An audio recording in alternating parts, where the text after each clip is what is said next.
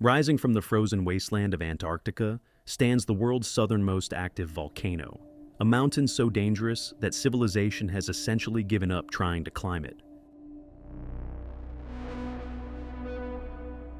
This is Mount Erebus. At 12,448 feet, it towers over Ross Island like a smoking sentinel, its crater containing one of only 5 permanent lava lakes on Earth. But what makes Erebus truly terrifying isn't just its height. It's the deadly combination of dangers that no other mountain on the planet can match. Imagine trying to climb a mountain where the air itself can kill you, where volcanic gases mix with Antarctic winds to create a toxic atmosphere that burns your lungs with every breath, where temperatures can plummet to minus 40 degrees Fahrenheit, cold enough to freeze exposed skin in minutes, while volcanic heat radiates from cracks in the ground beneath your feet. This is a mountain where you face 3 different ways to die: freezing to death in the Antarctic cold, suffocating on poisonous volcanic gases, or disappearing forever into hidden crevasses that can swallow entire climbing teams. And if something goes wrong, rescue isn't just difficult, it's impossible for months at a time. Mount Erebus sits in one of the most remote locations on Earth. The nearest civilization is McMurdo Station, 25 miles away across treacherous ice fields. During the Antarctic winter, when temperatures drop to unimaginable lows and storms can rage for weeks, the mountain becomes completely cut off from the outside world. If you get into trouble up there, you're entirely on your own. Today, Mount Erebus is so heavily restricted that recreational climbing is essentially banned. The few people who venture onto its slopes are scientists, armed with modern equipment, extensive support teams, and emergency evacuation plans. Even they face constant danger from the mountain's unique combination of hazards. While Mount Everest sees hundreds of climbers each season, creating traffic jams in the death zone, Mount Erebus remains virtually untouched. It's not because climbers lack ambition or courage. It's because this mountain has earned a reputation as simply too dangerous to attempt. But it wasn't always this way. Over a century ago, during what historians call the heroic age of Antarctic exploration, when men still believed any mountain could be conquered with enough determination and courage, a group of explorers decided to attempt the impossible. They were part of Ernest Shackleton's legendary Nimrod expedition, men who had already proven their mettle in some of the harshest conditions on Earth. They looked up at this smoking, steaming mountain rising from the Antarctic ice and saw not a death trap, but a challenge worthy of their skills. These were experienced explorers, scientists, and mountaineers with the best equipment available in 1908 and years of Antarctic survival experience. Their story is one of incredible courage, devastating injury, and hard-won triumph. But it's also the story of why, more than a century later, Mount Erebus remains one of the few peaks on Earth that humanity has collectively decided is too dangerous to climb. It was March 5th, 1908. 4 men stood at the base of Mount Erebus, staring up at a mountain that no human being had ever attempted to climb, and they were about to make history, or die trying. The team was led by Professor T.W. Edgeworth David, a 50-year-old geologist whose passion for discovery had brought him to the bottom of the world. With him was 26-year-old Douglas Mawson, who would later become a legend of Antarctic exploration. Alistair Mackay, the expedition surgeon, brought medical expertise that might prove crucial on the mountain. And finally, there was Philip Brocklehurst, a young aristocrat seeking adventure in the world's most dangerous places. They began their ascent hauling 1,230 pounds of supplies on a 3-meter sledge across treacherous volcanic terrain. From the beginning, Mount Erebus showed no mercy. The combination of Antarctic cold and volcanic terrain created conditions unlike anything they had experienced. On their 3rd day, March 7th, a fierce blizzard struck with devastating force. Winds howled across the exposed slopes, driving snow and ice with such violence that the men could barely stand upright. They spent 24 hours trapped in their tent, fighting to keep it from being torn apart by the storm, while temperatures plummeted far below anything they had prepared for.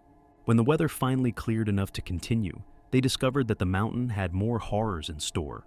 The volcanic rock, covered with a treacherous layer of ice, created slopes so slippery that a single misstep could send a climber tumbling hundreds of feet to their death. Several times, team members lost their footing and began sliding down the steep faces, only saved by desperate self-arrest techniques and pure luck. But it was Philip Brocklehurst who paid the first real price to the mountain. As they climbed higher, the extreme cold began attacking his feet with merciless efficiency. Despite his best efforts to keep them warm, circulation was cut off by the combination of tight boots and temperatures that dropped well below -20 degrees Fahrenheit. His feet began to freeze solid. On March 9th, after 4 days of brutal climbing, they finally approached the active crater of Mount Erebus. What they saw defied description. A vast abyss filled with roiling steam and volcanic gases, punctuated by the deep, thunderous booms of molten rock far below. As they prepared for their final assault on the crater rim, Brocklehurst made a devastating discovery. His feet were completely numb. He couldn't feel anything below his ankles. The mountain had claimed its first victim, and they weren't even at the summit yet. Unable to continue safely, he was forced to remain at their final camp while the others pushed on to make history. On March 10th, 1908, David, Mawson, and Mackay became the first human beings to stand on the rim of Mount Erebus's active crater. What they found there was a vision of hell itself, a vast abyss filled with steam and volcanic gases that soared hundreds of feet into the air. As David would later write, after a continuous loud hissing sound, lasting for some minutes, there would come from below a big dull boom, and immediately great globular masses of steam would rush upwards to swell the volume of the snow-white cloud which ever sways over the crater. They were witnessing the raw, terrifying power of an active volcano from closer than any human being had ever dared to venture. But their triumph came at a cost. The air around the crater was extremely redolent of burning sulfur, creating a toxic atmosphere that burned their lungs and made every breath a struggle. They were breathing poisonous volcanic gases while fighting off hypothermia in one of the most hostile environments on Earth. When they returned to their base, the full extent of Brocklehurst's injuries became clear. The mountain had frozen his feet so severely that his big toe had to be amputated. 4 years later, in December 1912, members of Captain Robert Falcon Scott's Terra Nova expedition made the second attempt on Mount Erebus. Led by geologist Raymond Priestley, the team included Norwegian ski expert Trygve Gran, who would experience firsthand just how close to death the mountain could bring even experienced climbers. As Gran later described the terrifying moment, "I heard a gurgling sound come from the crater, and before I had realized what was happening, I was enveloped in a choking vapor. The steam cloud had evidently much increased by the eruption, and in it I could see blocks of pumiceous lava in shape like the halves of volcanic bombs." He was witnessing a volcanic eruption from the crater rim itself, with molten rock flying through the air just meters from where he stood. The volcanic gases were so toxic that Gran described them as yellow with sulfur and disagreeable in the extreme. The mountain wasn't just trying to freeze them or crush them with falling rocks. It was actively poisoning them with every breath. Both expeditions had proven that Mount Erebus could be climbed, but they had also revealed the true nature of the beast they were challenging. This wasn't just a tall mountain covered in snow and ice. This was an active volcano that could kill climbers in ways no other mountain on Earth could match. What those early pioneers couldn't have known was that their successful ascents would be among the last serious mountaineering attempts on Mount Erebus for decades to come. Because, as the world learned more about this volcanic giant, one thing became increasingly clear: some mountains are simply too dangerous for human ambition to conquer. After those pioneering ascents in 1908 and 1912, something remarkable happened to Mount Erebus. The mountain that had been conquered by men with primitive equipment and sheer determination gradually became recognized as one of the most dangerous places on Earth. So dangerous that modern civilization has essentially given up trying to climb it. By the 1970s, as scientists began establishing permanent research stations on and around Mount Erebus, they started to understand what those early climbers had truly faced. The mountain wasn't just difficult, it was a perfect storm of lethal conditions that no other peak on Earth could match. The volcanic hazards alone were enough to kill. Mount Erebus continuously emits a cocktail of deadly gases: carbon dioxide, sulfur dioxide, and hydrogen sulfide that can suffocate climbers or poison them slowly as they ascend. Unlike other mountains where the air simply gets thinner, on Erebus, the air itself becomes toxic. The mountain's volcanic activity is completely unpredictable. Lava bombs weighing several tons can be hurled from the crater without warning, traveling at speeds that would make them impossible to dodge. The ground itself can collapse into hidden volcanic vents, swallowing climbers whole. But perhaps most terrifying is the mountain's schizophrenic nature. Climbers face volcanic heat that can melt equipment while simultaneously battling Antarctic cold that can freeze exposed skin in minutes. This temperature contrast creates its own deadly microclimate where standard mountaineering techniques simply don't work. The Antarctic environment adds layers of danger that would be deadly even without the volcanic activity. Hidden crevasses can open up without warning, creating ice cracks deep enough to swallow entire climbing teams. The ice itself is unstable, constantly shifting and reforming as volcanic heat from below meets the polar cold from above. Modern climbing equipment, designed for the world's highest peaks, fails catastrophically in Erebus's unique environment. Metal becomes brittle in the extreme cold, then expands dangerously when exposed to volcanic heat. Electronics die instantly. Even the most advanced cold weather gear can't protect against the toxic volcanic gases that seep through any fabric.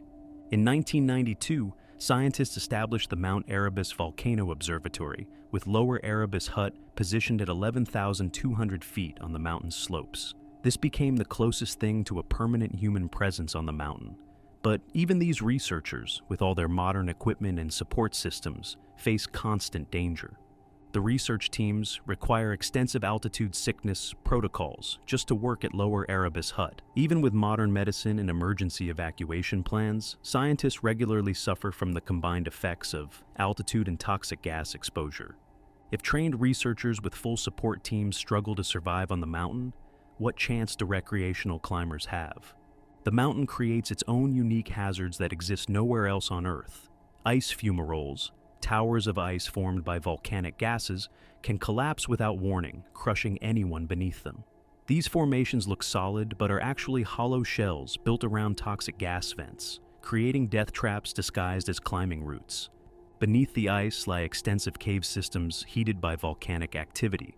While these caves can reach temperatures of 77 degrees Fahrenheit, they're filled with toxic gases that can kill within minutes. Scientists study these caves for astrobiology research, but they require full hazmat protection just to enter them briefly. Modern access to Mount Erebus is possible only by helicopter, and only during the brief Antarctic summer, when weather conditions allow flight.